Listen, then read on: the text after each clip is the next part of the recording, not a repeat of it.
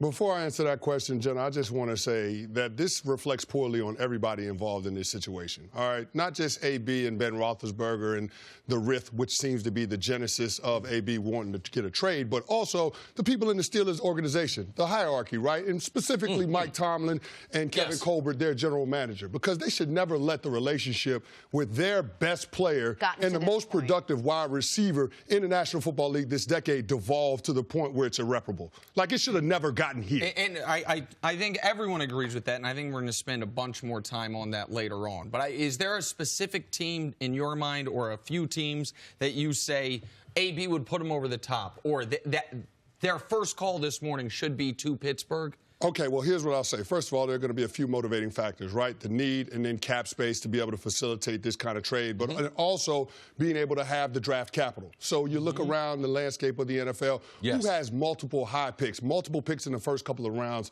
of the draft. Now, I know you might want to point to some AFC teams. Nick, I know you mentioned the Colts earlier in this. They have a ton of draft picks and a lot of cap space. But if I'm the Pittsburgh Steelers, I'm not looking to help out somebody that I'm probably going to have to face in the playoffs. So I'm thinking about the NFC teams. And of those teams, you look at the Green Bay Packers. They got multiple first-round picks. They got that pick from the Saints. I think it's 30th overall. You look at the Philadelphia Eagles. They got 3 picks in the first 57 this year. So I know that they could be in a situation that they're looking to add another playmaker for Carson Wentz. The one thing I'm sorry to interrupt you. I was going to say the one thing the Eagles don't have that you said is the other part of it is they have negative cap space. But they're going to clean that up. Between now and the start of free agency, that'll get cleaned up. They'll probably trade Nick Foles. They'll probably let some guys go. They're going to create some cap room. And you have to watch those teams that are going to position themselves the next few weeks to do that. Now, I think there is an artificial deadline with this because the Steelers owe AB a $2.5 million roster bonus on March 17th. So you'd think that if they're going to trade him this offseason,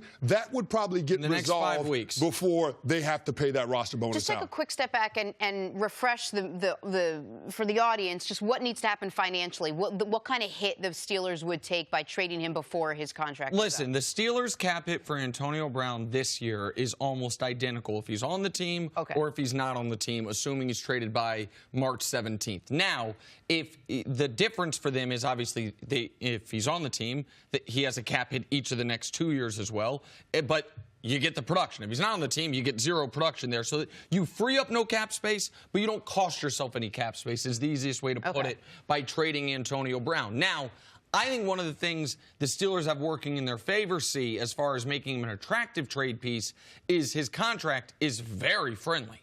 3 years, $12 million per season in an era where mid-range number one wide receivers get $16 million per year, and the top of the market is $18-19 million per year. He's the most productive. I mean, that's one way to look at it. I don't look at it that way. Because you think he's going to demand a new deal the moment he gets to where he's going. I think. Well, no, why would he go anywhere else for not wanting new contract demands? Well, I know he's going to want a new deal, but I'm just what I was leading up to and what I was going to ask you is, do you think whomever trades for him is trading for him anticipating that they will give him a new deal? Because with 3 years left, and once he gets traded, he will lose a lot of leverage. Like, it's very tough to be traded to a place and immediately say, you have to give me a new deal, or what? What is the recourse that Antonio has as the player? Sometimes I just like to use common sense, all right? He's very comfortable in Pittsburgh.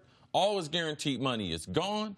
Drew Rosenhaus represents him, I still think, because AB's been firing people. A couple of people that I know work with AB been fired in the last 6 months because he's making a change as far as his career. But it doesn't make sense. You have to sign him to a contract extension. And given the intel coming out, there's all kind of good articles, all right? If you want to read some good stuff on AB, just go online and read about what he has done to the Pittsburgh locker room. If you think if you don't give him a new contract, that's the guy you're getting. So you got to give him a new contract. And if you don't think there's going to be some new money included in that, then you're looking at something totally different than the way I look at it. Yeah, I think it has to be a wink and nod agreement when you make the decision to trade for AB in this kind of circumstance, right? Because Pittsburgh is one of the most stable organizations in the National Football League, but it hasn't looked like that the last couple of years, and that's because you have Antonio Brown and the fractured relationship between he and Ben Roethlisberger, but also with what's going on with Le'Veon Bell and wanting to get paid on a long-term deal and them consistently franchise tagging him. So I think that there are a lot of moving parts within the organization, but in terms of what AB is going to want, He wants to go somewhere where he can be a star and he can be on display and not be challenged by anybody else. That's not what the Pittsburgh Steelers offered him. That's going to be a part of what he's looking for. But also, to CeCe's point, there's going to have to be some more monetary compensation in that. Absolutely. All right, so let's talk about what teams have the draft capital, are willing to do that, and have the system in the situation where he would actually make a good fit. Listen, I disagree with Canty as far as I don't think the Steelers, if it's even, sure, ship him to the NFC. If you have two offers, you look at as the same. But I think the Steelers have to take the best available offer. If you've got, for example, the Colts offering you the 26th pick and Green Bay's offering you the 30th pick, I'd rather deal with maybe I got to play him in the playoffs and have the four better spots in the draft. Why would you want to do that? You're trying to compete for a championship with Ben Roethlisberger. You're probably going to have to give him a contract extension. Yeah. Why would you think to trade him to the Colts, a team that probably is going to be in the conversation? And there's probably going to be more than one team. If that was their only offer, I could understand that. But I'm not helping Andrew Luck. And that AFC thing, I think that will play a part in there, because also there are going to be a number of people trying to get involved in this. So it's not going to be, I believe, just one or two teams.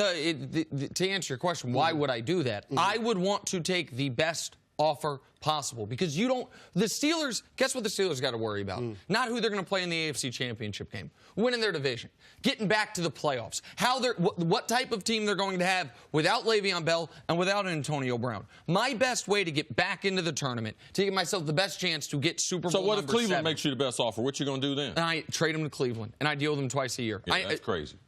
Well, I mean, we've seen guys trade within the division. We've seen teams. Yeah, who were those players, though? Well, I mean, we saw the New England Patriots trade Drew Bledsoe a year after making him the highest paid player in the league to the Buffalo Bills. We have seen, I mean, that's just one example. We saw the Philadelphia Eagles trade Donovan McNabb to Washington within the division. Those are quarterbacks. Like, we certainly have seen it done. Some teams have a philosophy. No player in his prime like AB. No. We have never seen anyone like AB be traded to a rival and or a divisional team in recent But isn't it fair to say we haven't seen a player of AB's caliber, aside from Khalil Mack, traded, period, in recent I just believe it's our responsibility. I wouldn't trade him to Cleveland. Cleveland would be a great spot for him, and I wouldn't trade him to Indianapolis. I believe there's other places. I would trade him to other places besides those, because the AFC thing is real. Eventually, I'm going to have to go through them, and I'm not making it easier for AB either. I'm not sending them somewhere. I'm like Greg Popovich. I'm going to do what's best for the organization. 100%. So wherever you end up, you requested the trade, all right? So I'm going to send you whatever's best for the organization. I believe it's out of the AFC. I would still say Buffalo. If he's disgruntled, he's disgruntled. Jenna's just You started your career in Buffalo. I did, and I love Buffalo. But I'd love to see him. Clearly you love Buffalo. Send him to Buffalo. Thanks for watching. Subscribe here to get the latest from the show. Also, be sure to check out more of the best clips from First Things First, or go watch a few segments from our other shows on FS1.